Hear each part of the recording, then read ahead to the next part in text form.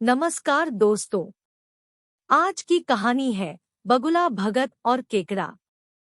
प्राचीन समय में एक वन में बहुत बड़ा तालाब था। वहां प्रत्येक प्रकार की सामग्री होने के कारण अत्यधिक जीव रहते थे, जिसमें मछलियां, केकड़ा, बुगला पक्षी आदि रहते थे।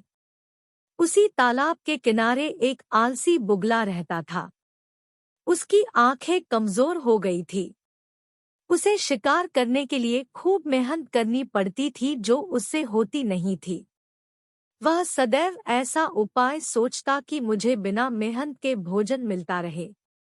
एक दिन उसे ऐसा उपाय सूझा और उसे वह आजमाने के लिए तालाब के किनारे खड़ा होकर आंसू बहाने लगा। तालाब में से एक केकड़ा निकला और बोला, मामा, आज आप शिकार करने के बजाय यहाँ खड़े होकर आंसू क्यों बहा रहे हो? क्या बात हो गई?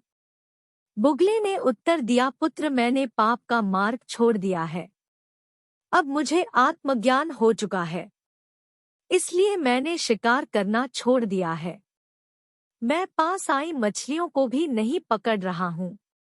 केकड़ा बोला, मामा, इस प्रकार तो आप भूखे मर जाओगे। बगुला भरे हुए गले के साथ बोला, ऐसा जीवन जी के भी क्या करना है? वैसे भी हम सबको जल्दी ही मरना है। मैंने अपनी दूरदृष्टि लगाकर पता लगाया है कि यहाँ 12 वर्ष का लंबा सूखा पड़ने वाला है। केकड़े ने बुगले की बात तालाब के सारे जीवों को बता दी।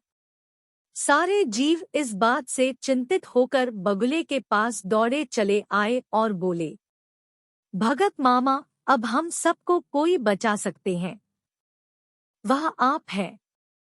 आप अपनी बुद्धि का इस्तेमाल करके इस समस्या से हम सबको छुटकारा दिलाइए।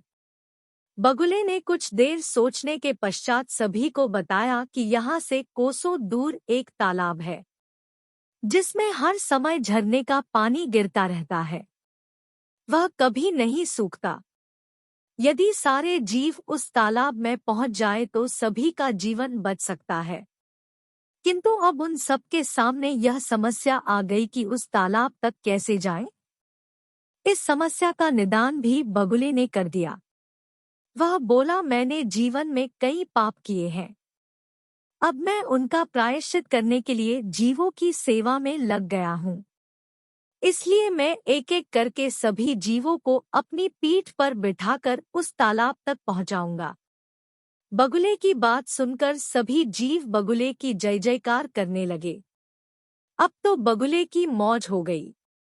बगुला रोज एक जीव को अपनी पीठ पर बैठाकर उड़कर कुछ दूर ले जाता और एक चट्टान पर मारकर खा लेता। कभी कभी तो भगत जी 2-2 फेरे भी कर लेते। रोज बिना मेहनत किए हुए शिकार मिलने के कारण बगुले की आंखें तेज हो गई, शरीर में चमक आ गई और पंख भारी हो गए। दूसरे जीव बगुले को देखकर बोले, देखो, दूसरों की सेवा करने का असर बगुले के शरीर पर हुआ है। बगुला बहुत ही प्रसन्न रहने लगा और सोचता रहता, इस दुनिया में कितने मूर्ख भरे पड़े हैं जो सब पर विश्वास कर लेते हैं। ऐसी दुनिया में अगर थोड़ी चालाकी से काम लिया जाए तो मजे ही मजे हैं। बिना किसी मेहनत के अपना कार्य निकाला जा सकता है और बैठे बैठे पेट भरने का भोजन मिल जाए तो सोचने का बहुत अधिक समय मिल जाता है। कई दिन यह क्रम चलता रहा। केकड़े ने कहा, मामा, सभी की बारी आ चुकी है, लेकिन मेरी बारी अब तक नहीं आई है। मेरी बारी कब आएगी? बगुला बोला, आज तेरा ही नंबर लगाते हैं, आ मेरी पीठ पर बैठ जा। केकड़ा खुश होकर बगुले की पीठ पर बैठ गया। जब वह चट्टान के पास से गुजर रहे थे तो केकड़ा बोला, यह हड्डियों का ढेर कैसा? वह झरना यहाँ से कितना दूर है? बगुला हंसकर बोला, वहाँ कोई जलाशय नहीं है। मैं सदैव एक जीव को रोज यहाँ लाता और मारकर खा जाता।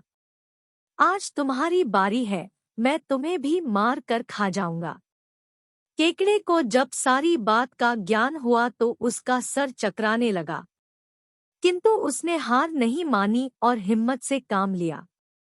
उसने अपने पंजों से बगुले की गर्दन तब तक पकड़ के रखी जब तक उसके प्राण पखेरु नहीं हो गए। वह बगुले का कटा हुआ सिर लेकर तालाब पर पहुंचा और सब जीवों को सारा वृत्तांत सुनाया। तो दोस्तों, आज की कहानी से हमें यह शिक्षा मिलती है कि हमें हर किसी पर विश्वास नहीं करना चाहिए। हमें विपत्ति के समय हिम्मत से काम लेना चाहिए। दोस्तों, अगर आप इस चैनल पर नए हैं और इसी तरह की कहानियां सुनना चाहते हैं, प्लीज चैनल को सब्सक्राइब जरूर करें। धन्यवाद।